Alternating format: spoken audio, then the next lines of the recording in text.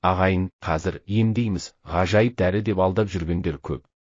Уақытша ғана әсер ететін ауырсынуды басатын дәрілер беріп, алдап жүргендер қаншама.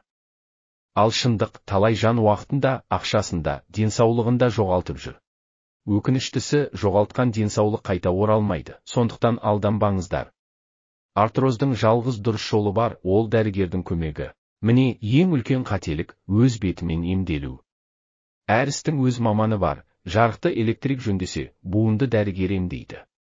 Сондықтан буын ауырса, міндетті түрде травматолог-ортопедке барыңыздар. Сізбен бірге доктор Берік, қазақша түсіндіретін денсаулық кеңесшісі. Бүгін біз маңызды тақырыпты бірге талдаймыз. Бүгін көпшілікті мазалайтын тізе буын артрозы туралы айтамын. Артроз көбіне егде жаста кездеседі.